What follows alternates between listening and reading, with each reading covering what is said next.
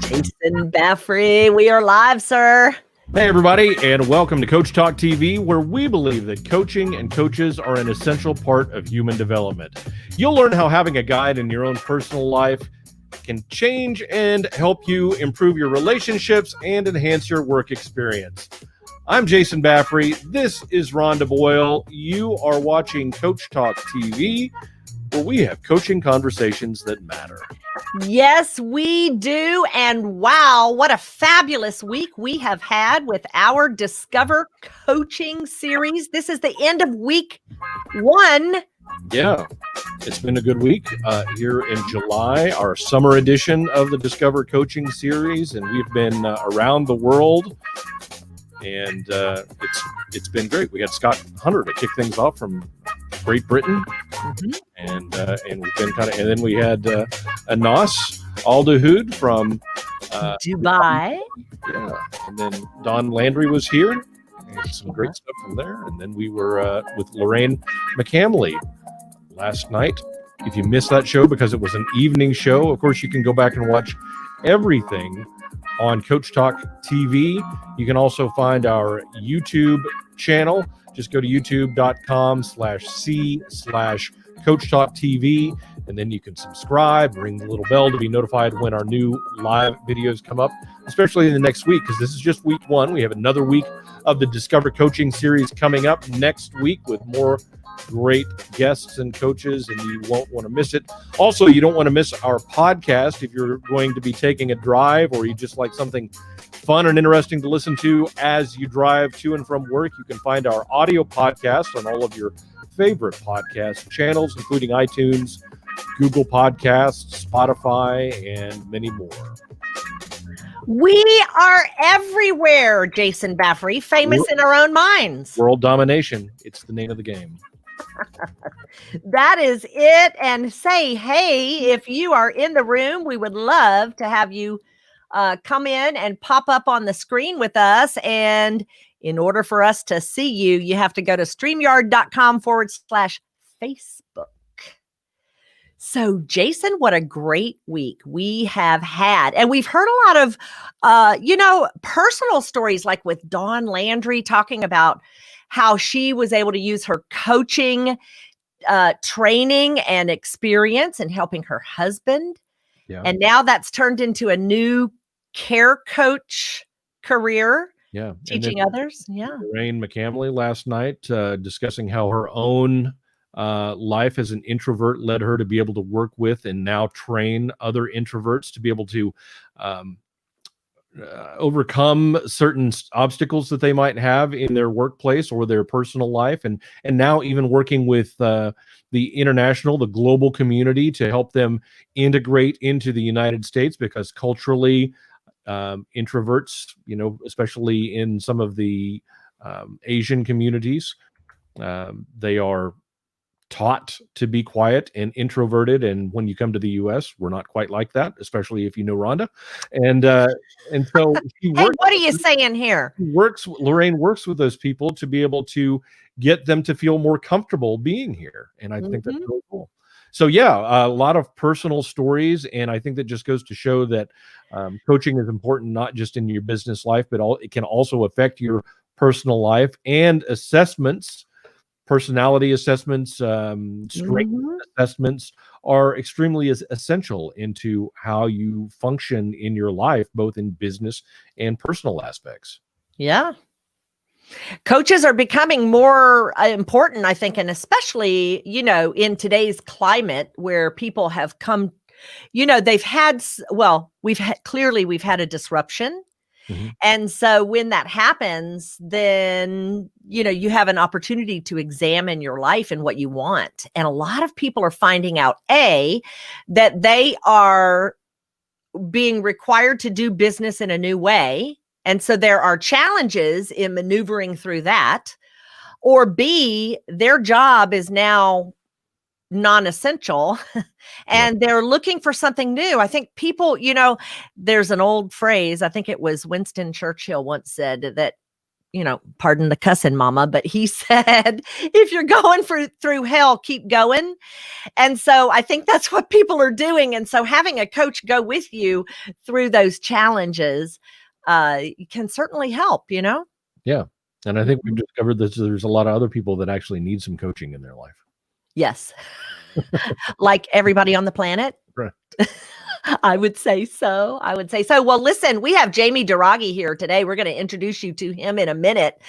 And he is amazing. I'm excited to introduce you. So, but anyway, back to the week. Then we had Scott Hunter is working with teams. And then Anas Aldahood is building teams of coaches over in the Middle East. So, wow. We got a lot going on in the coaching industry, don't we? Yeah, it's really great. And it's great to have these coaches on and let them share their stories and what they're doing. And so people that are out there watching, and all of you that are watching right now, and all of you that will be watching the replay can learn about these. And again, go back if you missed an episode.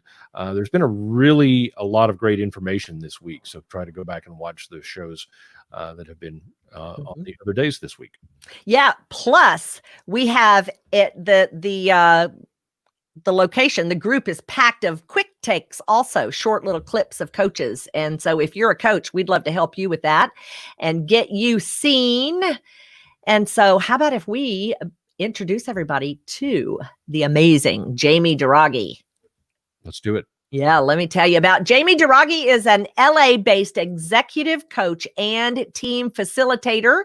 His career draws from over 25 years experience as an entrepreneur and a competitive athlete. His workshops focus on bringing out the core talents of leaders through establishing clarity on their strengths. He has represented, get this is just amazing. He has represented Team USA 7 times, Jason, at the Veteran World Fencing Championships. And he is the author of On Guard and On Point. Jamie Daragi, where you be? Come say hey. Good morning, everyone. Great to be here. Rhonda, Jason, great to see you. Good morning. Thank you for joining us. Good to see you. And now everybody needs to go and get Jamie's book and then his autograph, because seriously, you have really been working at this professional fencing for decades. Ever since I was 17, so I'm 60 now, whatever the math is on that, that's how long I've been fencing. Wow, a bunch of years. Yeah. Well, and Rondo touched on some of the accomplishments that you've had there. So just congratulations for all of that. I know you mentioned earlier that just recently at the end of 2019, you brought home a couple of medals with Team USA. And so congratulations on that. And I think you're a real inspiration. I took a little fencing when I was in college and just didn't stick with it. But I've always really enjoyed that particular sport. I just think it's very cool. It is. It's a cool sport. Yeah. Well, so Jamie, tell us how you got here. What led you to become an executive coach? How'd that happen? Really what led me along the path was I've been running my own business for about roughly 25 years. And I got to a point where I was showing up at work physically. I wasn't there mentally. And I was distracted. And I really didn't know why I was doing what I was doing. And it got to the point where I reached out and found a mentor and a coach. And this individual completely changed the trajectory of my life. And the way that he was able to do that was asking questions to which I did not have the answers to. And I had to go back and look inward in order to find those answers. Once I started looking inward, what I noticed was people were asking me, how did you do this? How did you do that? How do you keep changing it and pushing and advancing your life? And I said, it's because of coaching. And then I realized that that's what I am called to do. And I've been doing that ever since. Wow, that's just so fun. And that really is the journey of many, many coaches, that we end up coaching because we were coached, and coaches need coaching. And I still have coaches. I have 2 fencing coaches and I have a personal coach. And I am determined to keep that those relationships, because that's what they become over time, those relationships ongoing.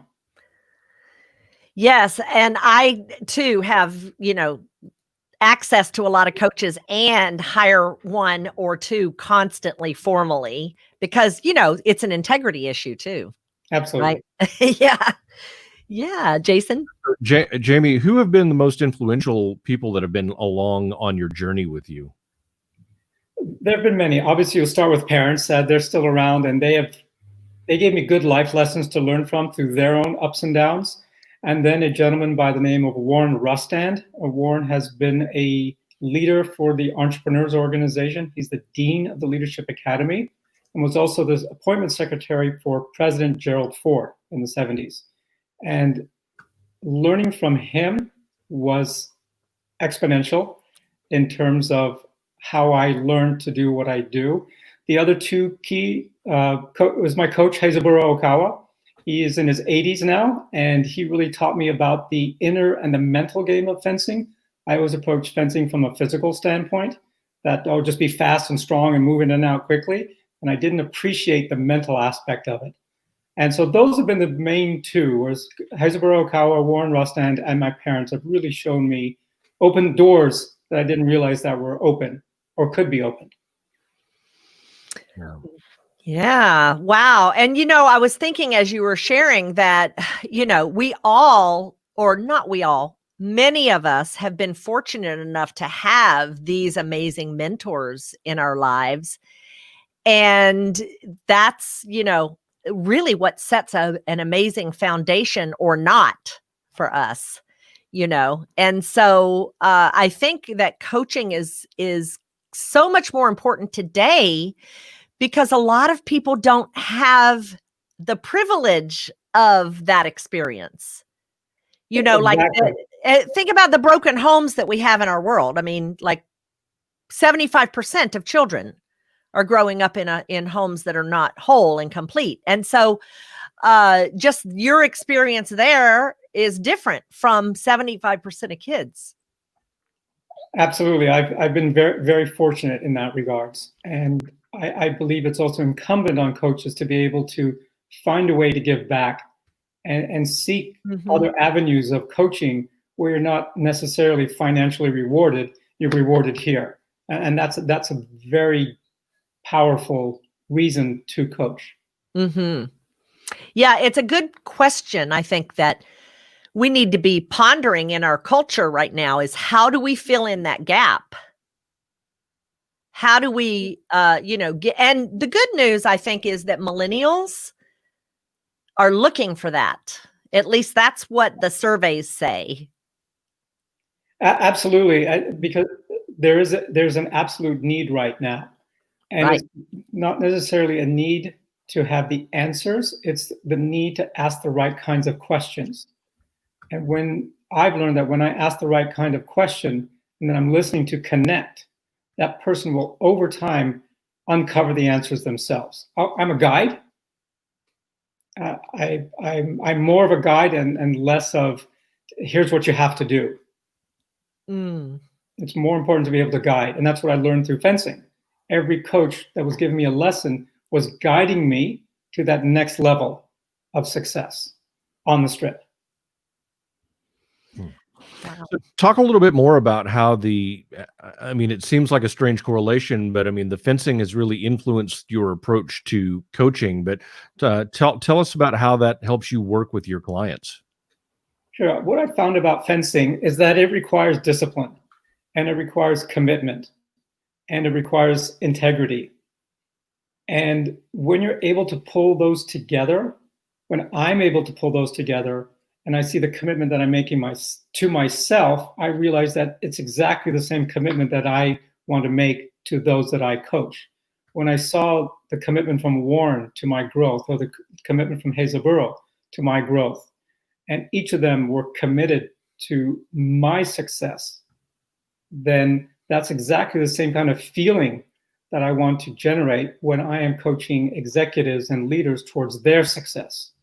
It's a very powerful feeling when you see that person have that aha moment in front of you, when suddenly they go quiet for a few seconds and you can see them reflecting, and they come up with a big smile on their face, and that discovery is there. That's very powerful. So the discipline that I have gained from being a fencer for 40 years, I hope to be able to transfer the importance of that to those that I work with. You know, it's the questions in life that lead us to the answers that we're looking for. And so often we find ourselves fixated on what's not working, what's wrong, that we don't look forward with, and that's what coaches do. We facilitate through the challenge and open doors of new possibility. Don't you think, Jamie? Absolutely. And we have access to the best tools. I use Why Discovery, and I use StrengthsFinder, and I use conversational intelligence. For me, there's 3 stages. First, you have to discover your why. Then you have to focus on your strengths. And the third is thriving in knowing your purpose and living your purpose. That's really the third. So it's discover, focus, and thrive. That's how I live my life. Thriving. Tell me the last part. I have discover your why, focus on your strengths, and basically you're thriving by living through and for your purpose. I love that. When I know why I'm doing it, I'm playing to my strength, then I'm living my purpose when I'm clear on that. I wanted to capture that brilliance. Well, it's part of living by doing. Yes. Right? Living by thoughtfully doing, right? Yeah. Thoughtfully doing. Because you've thought about it, you've discovered it. Mm-hmm. Now you focus on what matters through my strengths. I know what I'm going to be good at. Let me try my best to become great at it. And in that process, then I thrive. Mm-hmm. Yeah, it's that thoughtful doing. And it's through epiphany, that's really kind of what happens is you have those little transformations. It's funny because I often, when I'm working with people, I'm sharing or they're sharing their frustration in not reaching their goal, or not be. And oftentimes the way to get there is through tiny little epiphanies and little transformations and little steps of action, as opposed to one big, gigantic boom. Although we have those experiences too, but we have these little things that happen every day that we don't even acknowledge. I agree, because we oftentimes don't take the time to recognize that moment because we're so quick to move on to the next one. And I believe it's part of our culture that we believe it's more important to be busy than to be productive. And if we can focus on being productive through our purpose, then being busy is less important than working with purpose. Mm-hmm. Yeah. Productive through purpose. I love that. Jason? Yeah. Jamie, what are some of the challenges that the executive leaders that you're working with, what are some of the challenges they're facing right now? The biggest challenge that I'm encountering with leaders currently is that this feeling of being stuck. They're not sure where to go next because the future is uncertain. Many executives have spent the year planning. I know had a very busy schedule planned from March through September. That all went out the window, and there was many personal, many business successes. I had a big bucket list of things I was going to do, and that all went out. And instead, I did feel stuck for a while. That lasted a couple days. And then I went back to what's my purpose? How can I have an impact? My why is to contribute to something bigger than myself. My number one strength is belief. As soon as I started writing those out, it made sense. And I'm speaking with you now. There's all these moments that I have to go back to my basics. Get rid of all the flash and all that and go back to the basics. In fencing, you always start with footwork. You always start with footwork before they put the weapon in your hand and the mask on your face. It's always the footwork. And every time you score a touch or whatever, you have to get back on guard every single time to start over again. So I went back to my basics. And I think CEOs and executive leaders have forgotten about that because they're so used to escalating and they forgot what got me here. So they're feeling stuck. Yeah, that's great. And do you cover that in your book? Yes, in the book I do cover that. I actually use fencing for a metaphor of how we handle life under pressure. So every chapter is named after a fencing move. So there's on guard, there's flesh, there's parry, there's getting back on guard. There's a section on coaches being coached and coaching others. Mm-hmm. And that's how I covered in the book. Everything that was in my head, I had to put it down into an easy to read book. Yeah, that's great. And where can people find the book? The book is on Amazon. If you put my name, Jamie Daragian, or On Guard and On Point, it'll pop up, and you can get it on Kindle and on paperback. Great. And here it is right here. So tell us a little more about how you work with these executive leaders in helping them get unstuck, because a lot of them are responsible for a lot of people in addition to, running an organization. Absolutely. It really starts with themselves. I think the most important part that leaders sometimes forget is how to take care of themselves. How do they integrate life and work? How do they treat them as one? And it's the same three-step process. Discover your why, focus on your strengths, and then I actually add another layer to that. In the thriving part, it's conversational intelligence that you learned from Judith Glaser. And so I have sort of 3 stages, and I believe in the power of 3. The triangle is a very powerful symbol, and I just those are the stages that they work through. Some executives want to work every week. Some want to work every other week. Once a month doesn't really allow for change. That's just a check-in. It's really about setting a standard and a momentum and a pace. It's why I still trained 2 to 3 days a week.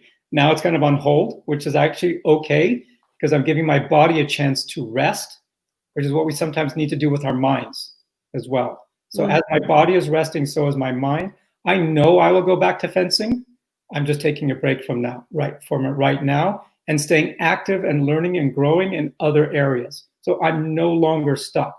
I am being productive. I'm just being productive in different ways. Mm-hmm. I really think that, and I would love for you to share more of the experience, that the executive leaders who are under this great pressure, they must feel unproductive right now because things have changed. Absolutely. And as leaders, we are used to being in control. And to have that feeling of control suddenly gone, and we have to then look inwardly very, very deeply and say, am I living to my purpose? Was I here only for the outside world? Viktor Frankl, in his book, Man's Search for Meaning, talks about that the environment outside would sometimes define who we are. And then when that environment drastically changes, are we still that same person? Or are we going to strive to become a better version of ourselves when faced with a challenge? Mm-hmm. Jason? Jamie, I'm curious to know if you could share with us kind of one of your biggest accomplishments, both in fencing and then also as a coach. That's a good question. The biggest accomplishment, one accomplishment was winning the bronze medal at the World Championships this year. That was in 2019. That was a very special moment. What made it more special is that my 80-year-old parents were there, my sister was there, and my wife was there. Oh, that's and great. Other friends came. They said, if you make the team, we're going to come to Egypt. We've never been to Egypt. And so I realized the importance and the influence of a leader. When they commit to something, when they are determined to do something, people will join you on that journey because they want to be part of that experience. The best moment, I'm going to have to say, to capture a little snapshot, was actually at those. I had others before. Was actually at those World Championships. I was losing by 2 points with 14 seconds to go. I had 1.25 seconds left. The score was 8-7 for my opponent. And I just said, this is that moment. This is whatever you have to throw yourself out towards that opponent. And I scored the tying touch with 0.25 seconds on the clock. We went into overtime, sudden death, and whoever wins goes into the top 4. So there was a lot at stake. And we went back and forth. The clock was ticking, and both of us made a move. He fell a little short and then finished, and I had started before he'd finished. And it went to a video replay, and they went to the video replay. Finally, the referee came up and gave me the touch. Oh, wow. And I just got goosebumps right now because I relived that moment, right? Yeah. And so those are the moments that you strive for. And it's the same when I'm coaching. It's the same when you can work with a client for a long period of time, you're going back and forth, and nothing seems to be happening. And to your point, Rhonda, what's actually happening are the micro aha moments are happening. And sometimes the person's not realizing them. And then all of a sudden it comes together. And when that aha moment is shared, that gives me the greatest, whether it's joy, satisfaction, fulfillment, whatever that feeling is, that comes together. And well, that's a coaching moment without any particular individual. When it happens, it's magical. Yeah, that's great. Yeah, and I think that epiphany it makes them ready for the solution. And that's what has to happen. They have to have this, they have to agree with the solution. Exactly. A lot of people need coaching. It's the ones who want it that make the difference in their lives. I wanted that touch. No matter what. And I went for it. It's the same with coaching. Yeah. To put all the fears behind you, everything that's holding you back, it has to be put behind you so you can just be in that moment and go for whatever is next. Go for that next, whatever that next level is. A lot of our viewers are familiar with the Clifton Strengths Assessment and might assume that you have competition very high because of your hobbies, but that's not the case. It's not the case, but Ron, I want to recognize you for noticing that in me. Competition is probably in my low 20s. And it was surprising for me, as is focus. Focus is way down there. People are saying, well, how can you fence and do this and have focus? I said, I have to work really hard because it doesn't come to me naturally. And I have to work on it and work on it and work on it. And it's probably something in my top 10 I have maximizers. So I want to take myself that I'm good at it, and how can I be great within that part of that within that realm that I'm competing in. So it was a surprise when I did the full 34 to see focus and discipline and competition were all down in 25 and below. Oh, that's funny. Yeah, it's just that it's something that you learned or picked up along the way that has really helped you. It's a foundation for you. Absolutely. Now it's a habit. And when you run awry, you know exactly where you need to go back to. Exactly. And if I take too long a time, sometimes due to injury or whatever, I take too much of a break from fencing. My wife is saying, okay, it's time to get back to the club. You're getting a little grumpy. Go to the club. And I come back and I'm smiling and back to that nicer, more integrated person that I need to be. Yeah, we were talking before the show about how I think women do that better, more easily. Not better. Better's not the right word. It seems to be more innate with us to live a more integrated life. And that probably is a more natural because of the way that we are hardwired. I believe men can probably compartmentalize easier, and women do lead a more integrated life. And I believe this is where we need to go. We have to be able to follow the lead of women and find ways to lead a more integrated life where we can treat everything as one. The yin and yang perspective, if you will, not these two separate camps, these separate silos. Well, I'm like this at work and I'm like this when I'm home. Be consistent. Well, you know what? I think a lot of Americans anyway, and really in actuality, people all around the world have had that experience now and it's been through a disruption, but we have been able to some degree start to integrate our personal and professional lives. I mean, that's what I mean by a lot of people have been moved online, business is changing, education is changing. It's almost like we are being forced into the integrated life. Since we didn't listen and do it ourselves, I guess, this is what we're getting. Well, it's how we started out as human beings. I mean, our life and work were one, right? We started with the small concept of the small village. That's where we were. Everything was done in a communal setting where we share. And there weren't these separations. And over time, particularly when the Industrial Revolution happened, there was a clear delineation between all of those. Because you went to work for a big company. Mm-hmm. And they dictated the rules. You start at 9, you leave at 5. That's not going to be the same going forward.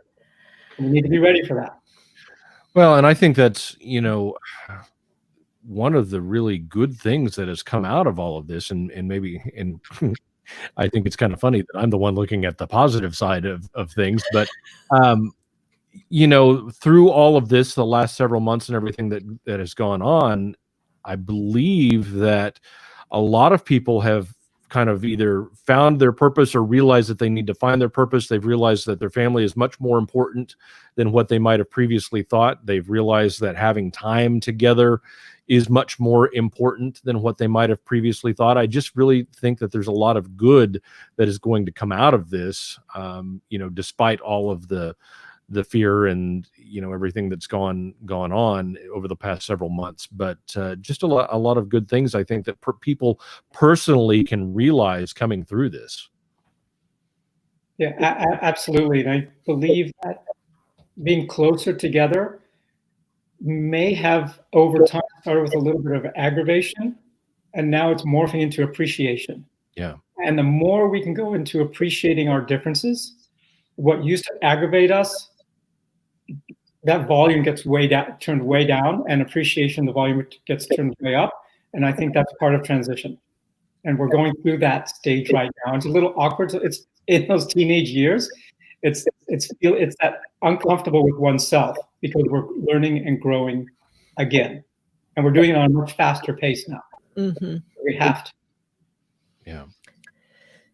Yeah, a lot of the aggravations that we're feeling, the frustrations, it's really going on internally. It's not, and we want to point the blame to the external, and that's not it at all.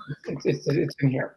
It is. And I love Jamie, the way you continuously bring everybody back to those 3 things, which are, really the foundation that can bring you back home, so to speak, into balance. Jamie, you had mentioned earlier before the show started that you had done a TEDx talk as well. Where can people find that? The TEDx talk is on YouTube. Google my name, and essentially the talk is about the difference between motivation and determination. And I use fencing again, right, as kind of the example, and sort of I speak about my background. And when you're motivated, it's a lot of fun. It's sort of like fireworks. It's bright and shiny, and it just goes up. When you're determined, it's more of a pilot light, and the pilot light is always on. It sometimes it goes up, sometimes it goes low, and the pilot light is always on. It's not a firework display, and that's how I view discipline over motivation. You need both. It's that some people are always talking about motivation and they're great cheerleaders. That's fantastic. It's a multi-billion-dollar industry.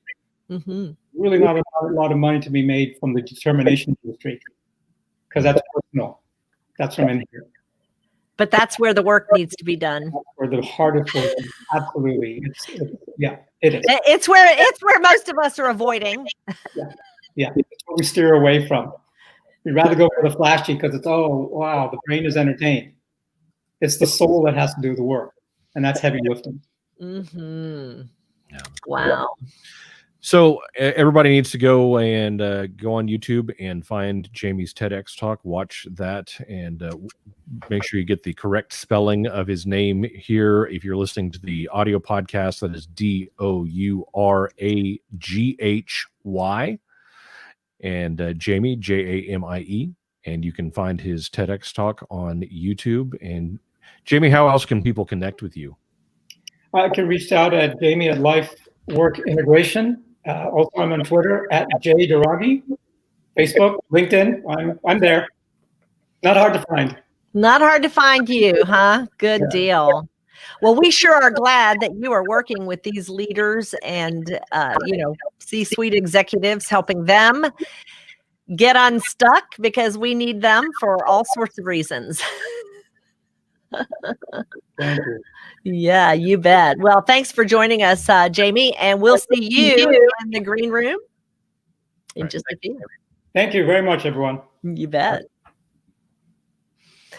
He is something else, huh? Yeah, what an inspirational guy. I feel like I need to up my game quite a bit.